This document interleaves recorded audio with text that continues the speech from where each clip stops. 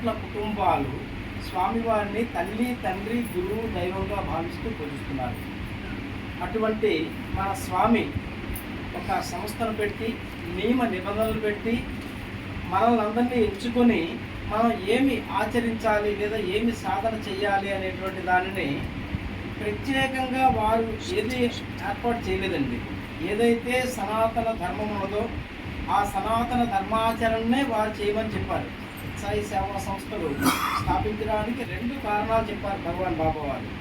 నిన్ను నీవు ఉద్ధరించుకోవడం కోసం. ఎవరిని వారు ఉద్ధరించుకోవడం జరగదు కాబట్టి రెండో పాయింట్ ఏం చేశారంటే సనాతన ధర్మాచరణ ద్వారా అన్నారు. సో సనాతన ధర్మాచరణ అంటే మనకి వేదాలు, ఉపనిషత్తులు, భగవద్గీత, ఇలా మనం చూసుకునేటువంటి వాన్మయం. ఈ వాన్మయాన్ని అంతటినీ కూడా చదివేటువంటి అవకాశం ఈ రోజుల్లో లేదు. ఆ రోజులు ఇవాళ చాతుర్మాస దీక్షలో కూడా కొంతమంది ఉంటారు కాబట్టి మొన్నే వ్యాస పౌర్ణమి చేసుకున్నాం. వ్యాసుల వారు, వ్యాసుడు అంటే అతని పేరు కృష్ణుడు, నల్లగా ఉండేవాడు. ఆయన ద్వీపవాసం చేసేవాడు కాబట్టి ద్వైపాయనుడు, కృష్ణ ద్వైపాయనుడు. మరి వ్యాసుడు ఎవరండి అంటే రాశీభూతంగా ఉండేటువంటి 4 వేదాలని, ఇది ఋగ్వేదము, ఇది యజుర్వేదము, ఇది సామవేదము, ఇది ఆధార్వణము అని వ్యాసము చేసినవాడు, విభజన చేసినవాడు, ఒక పద్ధతిలో పెట్టినటువంటి వాడు కనుక వారికి వ్యాసుడు అని పేరు వచ్చింది. ఆయన ఎన్ని రాశాడండి? బ్రహ్మసూత్రాలు రాశాడు, వేదాలు విధమైంది, అష్టాదశ పురాణాలు, అష్టాదశ ఉప పురాణాలు, ఇవన్నీ రాస్తే ఆ రోజుల్లో ఉండేటువంటి మహానుభావులు అందరూ కూర్చొని, ఏమయ్యా నువ్వైతే రాసి పడేసావు, మేము ఎక్కడ మా సాధన ఒక పక్క, ఇదొక పక్క, చదవడం ఒక పక్క కాదు, నీవు రాసిన మాటలన్నీ కూడా అంటే రాసినటువంటి వాన్మయం అంతా కూడా ఒక 4 మాటల్లో చెప్పి, ఆనాడు ఈనాడు అదే ఒక 4 మాటల్లో చెప్పేమన్నారు అక్కడ పెద్దలు. ఆయన అన్నాడు 4 ఎందుకయ్యా, 2 మాటల్లోనే చెప్తానన్నాడు. అంతా 4 అంటే 2 అన్నాడు. ఏంటి ఆ 2 మాటలు అంటే అష్టాదశ పురాణేషు వ్యాసస్య వచనద్వయం పరోపకారాయ పుణ్యాయ పాపాయ పరపీడనం. ఆ 2 తీసుకున్నాడు స్వామి. వ్యక్తి మారడానికి 1 సనాతన ధర్మాచరణ 2, ఈ రెండిట్లకి 2 పాయింట్లు మనకి అందించారు భగవాన్ బాబా. అందరినీ ప్రేమించు, అందరినీ సేవించు. ఎలా ప్రేమించాలి, ఎలా సేవ చేయాలి అని తీసుకున్నట్లయితే, ప్రేమ మనలో పుట్టాలి అంటే ఎలా ఉండాలో ప్రతి యాక్షన్. ఒకసారి బృందావనంలో స్వామి విద్యార్థులు నాటకం వేస్తున్నారు. ఆ నాటకానికి పాత్రలు వేశారు. ఒక లెక్చరర్ గారు దానికి ఇన్ఛార్జిగా ఉన్నారు. అందులో నాగరాజు అనే ఒక పాత్ర ఉన్నది. ఆ నాటకానికి అనుగుణంగా నాగరాజు అనే పాత్ర ఉన్నది. ఆ డైరెక్టర్ పిలిచి స్వామివారు, బంగారు, నాగరాజు అనగానే ఏదో బొగ్గ మీసాలు, బొగ్గ మీద పాటు, లంగా గడుల మింగి మంచ, బొడ్డులో కత్తి, ఇవన్నీ వస్తాయి ప్రపంచంలో, అలా ఉంది, మార్చమని చెప్పారు. ఆయన ఉన్నాడు, అంతా తయారైపోయిందండి, మరి దీన్ని మార్చడానికి లేదు, కష్టమండి. మళ్ళీ దగ్గర పడిపోయింది. స్వామి అలాగే ఉంటాయి, దగ్గర పడి అప్పుడే కదా మన సాధన తెలుస్తుంది.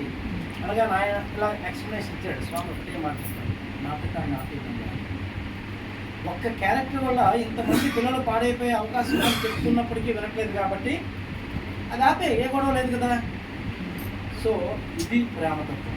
రెండోది, మీరు ఇంటికి వెళ్ళిన తర్వాత చూడండి, యూట్యూబ్లో ఉంది, ద డివైన్ డైరెక్టర్ ఇంటర్వ్యూ అని ఉంటుంది, యూట్యూబ్లో కొట్టండి. మనకి షిరిడి సాయి, పత్తి సాయి సీరియల్ అంతా గోకులంలోనే జరిగింది. స్వామివారి యొక్క అన్నగారి క్యారెక్టర్ శాసనరాజు గారు వేశారు. వేసినప్పుడు ఆయన మొదటి ఎపిసోడ్కి మీసం తీయలేదు. స్వామి ఒకరోజు చూశారు. చూసి దగ్గరికి వెళ్ళి, బంగారు, అన్నగారికి మీసాలు లేవు అన్నాడు. అంటే స్వామి ఎక్కువ మాట్లాడు, అన్నగారికి మీసాలు లేవు అంటే అర్థం ఏంటి?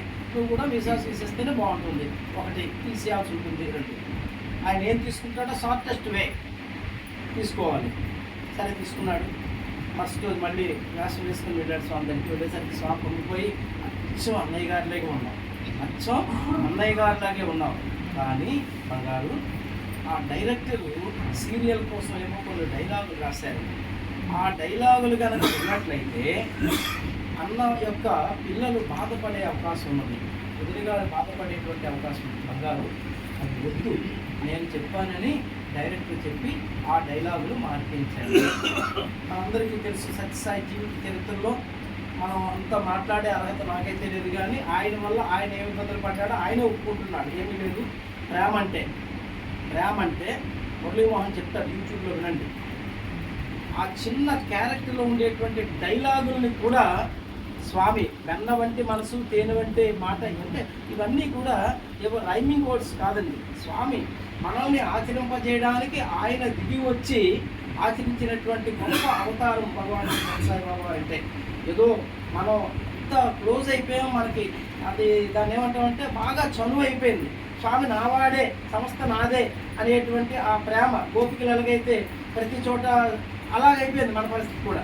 అది రాంగ్ అన్న, కానీ అక్కడ ఎంత జాగ్రత్తగా ఉండాలంటే మన మాట, మన నడత ఎలా ఉండాలో ఆ డివైన్ డైరెక్టర్ అటువంటి ఆ దీంట్లో స్వామివారు చూపిస్తారు. కాబట్టి ప్రేమ ఎవరు చెప్పినా ఒకటే ప్రేమ. ఏమిటది? ఆయన చెప్పినటువంటి మార్గంలో ఉండడమే. ఎలా ఉండాలి అంటే గీతావాహిని చదివితే తెలుస్తుంది ఎలా ఉండాలి. గీతావాహినిలో స్వామి చాలా స్పష్టంగా మొట్టమొదట అదే రాశాడు.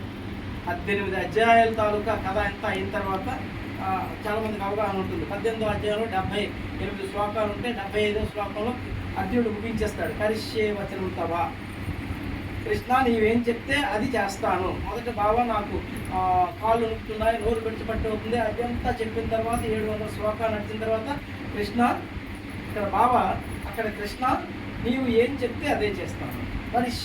కరిష్యే వచనం తవ, అంతే. మోహం పోయింది చెప్పారు స్వామి, బాగా జ్ఞాపకం చేశారు. ఎప్పుడైతే అర్జునుడు గాంధీవము అనేటువంటి తన అహంకారాన్ని, తన బలము, అదే అహంకారము అదే బలము ఎప్పుడైతే తీసి పక్కన పెట్టాడో, మోకరిల్లాడో, చేతులు జోడించాడో, ఆయన వైపు ఇలా ఎత్తి చూసి కరిష్యే వచనం తవ అన్నాడో, అర్జునుడు విజయుడైనాడు రా అన్నారు స్వామి.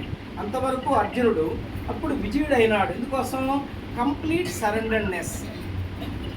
ఆ భావానికి మనం వెళ్ళగలిగినప్పుడు మనలో ప్రేమ ఉద్భవిస్తుంది, మనం సేవ చేయగలుగుతాము. ఆ ప్రతి సేవలోనూ కూడా ఆ ప్రేమ విరుద్ధమైంటుంది. అందుకోసమే మన పెద్దలందరికీ తెలుసు, పాపారావు గారు ఆర్గనైజేషన్ గురించి ప్రతి ఉపన్యాసంలో ఇంకా కొత్తగా రావడం. Sathya Sai organisation is a spiritually oriented seva organisation. A spiritually oriented seva organisation. అది వారు ప్రతిసారి జ్ఞాపకం చేసేవారు. అంటే రెండు వేరు కాదురా, రెండు ఒకటే అని. ప్రేమ సేవ వేరు కాదు, ప్రేమతో కూడిన సేవే మోక్షాన్ని ఇస్తుంది మనకి అది కదా ఫలితం. కాబట్టి ఈ విధంగా మనం ప్రేమను పెంచుకోవాలి ప్రతి చోట. అప్పుడు మనం సేవలు ఎలా చేయాలో కూడా స్వామివారు మనకి అందించడం జరిగింది. ఇక్కడ ప్రేమకి మరొక ఎగ్జాంపుల్ అండి. భారతదేశాన్ని గడగడలాడించినటువంటి మహాతల్లి ఇందిరాగాంధీ, ఆవిడ్ని గడగడలాంచిన వారు మరొక గొప్ప ఆఫీసర్ టిఎన్ శేషన్. స్వామివారి ఆర్డెంట్ డివోటీ అని మనకే చాలామంది తెలియదు, మనకు అంత డివోటీ ఇవ్వండి అంటాం. ఎందుకు అంత కెపాసిటీ ఆయనకు వచ్చిందంటే ఆయన ఉన్నాడు వెనకాల, ఆయన ఉన్నాడు జేబీలో. బస్సులో వెళ్ళిపోయాడు వాజ్పేయి పాకిస్తాన్. అందరూ అడిగారు ఏంటండి ఎంత ధైర్యం అంటే, ఇలా ఆ సూట్లోంచి ఈయనున్నాడు, నాకే ఉన్నాడు. That is the faith and complete surrenderness. అలా ఉండేటువంటి శాసన గారు ఒకసారి ఢిల్లీ నుంచి కాన్పూర్ మీదుగా ఏదో పర్యటనకు వెళ్తున్నారు. మరి ఆయనకు ఒక చిన్న ప్రోటోకాల్ ఉంటుంది, ఒక డిఎస్పీ స్థాయి ఆఫీసరు అంతా నడుస్తుందన్నమాట. అయితే ఆ కాన్పూర్లో దాటిన తర్వాత ఏమైందంటే, ఒక పచ్చని పల్లెటూరులోంచి చక్కని పొలాల్లోంచి వెళ్తుంది ఆయన క్యాన్వాయ్. అల్లంత దూరంలో ఒక తాటి చెట్టుకి బంగారు పిచ్చుక గూళ్ళు వేలాడుతున్నాయి. పక్కనే శాసన గారి భార్య ఉంది. ఏమంటే అవి చాలా బాగున్నాయి, నాకు ఒకటి తీసి పెట్టమని ఏమన్నా 14 సంవత్సరాల పిల్లవాడు, ఇప్పుడు 14 సంవత్సరాలే స్వామి ఎలా ఉంటాడు చూడండి. అక్కడ గేదెలు కాస్తున్నాడు. కారు ఆగింది, క్యాన్వాయ్ ఆగింది. ఆ డిఎస్పీని పిలిచారు శాసన గారు. వెళ్ళి ఏదో కావాలో ఒకటి తీసుకొచ్చి పెట్టేవాడు. డిఎస్పీ వెళ్ళాడు, చక్కగా సవరించుకున్నాడు పోలీస్ ఆఫీసర్. ఆ పిల్లాడికి రే అది ఒక పోయిరా అన్నాడు. నేను పోయినండి అన్నాడు. వితౌట్ ఎనీ గ్యాప్ నేను పోయినండి అన్నాడు. అరే డబ్బులు ఇస్తాను రా అన్నాడు. నాకు వద్దండి అన్నాడు. అరే 10 ఇస్తాను రా, ఆ రోజులో గొప్ప 10 రూపాయలు ఇస్తాను వాడికి, నాకు వద్దండి అన్నాడు. పోనీ 50 ఇస్తాను వెనక్కి వచ్చాడు. అయ్యా వాడు ఇవ్వనంటున్నాడు, 50 రూపాయలు ఇస్తాను అన్నాను. 100 ఇస్తామని చెప్పు, అది 50 కావాలి. బియ్యం శాసనైనా అంతే, మళ్ళీ ఎక్కువ మాట్లాడుకోవచ్చు, అందరికి అర్థమైంది. వందిస్తామని చెప్తున్నాను. బిఎస్పీ వెళ్ళి అరే చిన్న వందిస్తాము, అది పోయినా మేడం గారు అది ఏమంటున్నావు, ఇది అంతా గడగడలాడుతుంది అంతేనండి, గడగడలాడుతుంది. కానీ ఇక్కడ మీకు ఒక విషయం తెలీదు, నేను ఇక్కడ పశువులు కాస్తాను కదా, వాటిల్లో ఇప్పుడు మీరు ఏదైతే గూడు అనుకుంటున్నారో దాంట్లో 2 చిన్న పిచ్చుక పిల్లలు ఉన్నాయి. వాటి తల్లి ఇప్పుడే వాటికి ఆహారం తీసుకెళ్ళడం కోసం బయటికి వెళ్ళింది. కాసేపట్లో అది తిరిగి వస్తుంది. తిరిగి వచ్చిన తర్వాత తన పిల్లలు కనబడకపోతే అది పడిన బాధని నేను చూడలేదండి, మీకే వెళ్ళిపోతారు కదా అన్నాడు పిల్లాడు. ఈయన అనే ఇంతలాగా ఉంటారా అనుకున్నాడు. వెళ్ళిపోయింది, ఆయన పోయలేదు. కట్ చేస్తే కొద్ది రోజుల తర్వాత శాసన గారు స్వామి సన్నిధికి వచ్చారు. వచ్చిన తర్వాత ఆయనకి ఎప్పుడు ఒక మాట జ్ఞాపకం చేసేవాట. ఎందుకంటే ఆయన కొంచెం ఫెరోసియస్గా ఉండేవాడు, రిజిడ్ ఆఫీసర్, కఠినంగా ఉండేవాడు మన భాషలో. అప్పుడు స్వామి చెప్పిన మాట ఏంటంటే ప్రేమగా ఉండు బంగారు, ప్రేమగా ఉండు బంగారు. ఆ ప్రేమ ప్రతి చోట నేను ఉంటాను, ప్రేమ ఉన్న ప్రతి చోట నేను ఉంటాను అని ఆయన చెబుతూ ఉండేవాడు. కేవలం ప్రేమ గురించి చెప్పినప్పుడు ఇది ఆయనకి వెలగలేదు. పాపం నేను అడుగుతున్నాను, వాడు ఇవ్వలేదు అనుకున్నాడు. మళ్ళీ నిర్ణయానికి పెడితే కానీ తెలియలేదు ఆ ప్రేమ అంటే ఏమిటో. అప్పుడు స్వామి చెప్పారు, అంతటా ప్రేమ కనబడమన్నాను కదా, అడిగినటువంటి వాడు ఎవడు ఎందుకు ఇవ్వనన్నాడు. టిఎన్ శాసన చూసి కూడా వాడికి అంత భయం లేకుండా ధైర్యంగా చెప్పాడు అని స్వామి చెబుతూ ఉండగా ఆయనకు అర్థమైపోయింది. స్వామి అనేక రూపాయ విష్ణవే ప్రభ విష్ణవే. స్వామి ఆ పిల్లవాడు మీరే అని తెలుసుకోలేకపోయిన స్వామి క్షమించండి స్వామి. ఇది ప్రతి చోట మనం ప్రేమని ప్రదర్శించేటువంటి విధానం. ఆ స్థాయిలో మనం ఉన్నామా లేమా, ఎదిగామా లేమా, ఈ అర్హత అధికారం నాకు లేవు. నేను మాట్లాడినప్పుడు కొన్ని పారామీటర్స్ ఉంటాయి, ఆ లిమిట్లోనే స్వామి మన నుంచి ఆశిస్తున్నటువంటిది ఇది అని మాత్రం చెప్పొదిలేస్తాం. ఇది మనం సాధించినప్పుడు సేవ ఏ విధంగా చేయాలో మనకి నిజంగా అదృష్టం. మన సింహాచల సమితికి సేవ చేసినప్పుడు ఎప్పుడో మాట్లాడుతూ కొంతమందిని పల్లెటూరులో పనిచేస్తాం కదా, బాబు మీ వాళ్ళు కాళ్ళు అడుగుతున్నారు కానీ మా పాపాలని వాళ్ళకి వెళ్ళిపోతే అది ఇవ్వలేదన్నారు. చూసాను, ఆశ్చర్యపోయాను. నాకు ఫస్ట్ టైం నేను అలా వెళ్ళడం, ఫస్ట్ టైం. ఎందుకంటే పాదం ముట్టుకున్నామా శాస్త్రం తెలుసు, కానీ పాపం వాళ్ళకి శాస్త్రం తెలియదు. కానీ వాళ్ళు లంపకాయ కొట్టినట్టు చెప్పారన్నమాట. బాబు మీరు వాళ్ళు బాగానే చేశారు కానీ మా కాళ్ళు వాళ్ళకి ఇస్తే వాళ్ళు అందరూ మహానుభావులు, మరి అంచేత మా పాపం వాళ్ళకి వెళ్ళిపోతే ఆ మహానుభావులు పాపం అయిపోతుంది కదా. అందుకే పెద్ద గురుస్థాయి కూడా పాదదర్శనం పట్టుకోలేవు. ఎందుకంటే 1/6 వెళ్ళిపోతాయి, 1/6 వెళ్ళిపోతుంది. ఇంకా ఎవరు డైల్యూట్ అయిపోతారో ఆఖరికి ఎవరు నిర్వీర్యం అయిపోయి మూలకి వెళ్ళిపోతారు అనేది. అందుకోసం అందరికీ కూడా మనం అది ఇవ్వం, కానీ మనం చక్కనైనటువంటి అవకాశం. అలాంటి గొప్ప అవకాశాన్ని స్వామి వారు వినియోగించుకున్నారు. ఇది కూడా యూట్యూబ్లో మనం చూడవచ్చు. సూర్య చంద్రాదులు ఉన్నంత వరకు కూడా నీ స్వరం వినబడుతుంది అని ఘంటసాల గారికి స్వామి మాటిచ్చారు. మనకు అదంతా తెలుసు.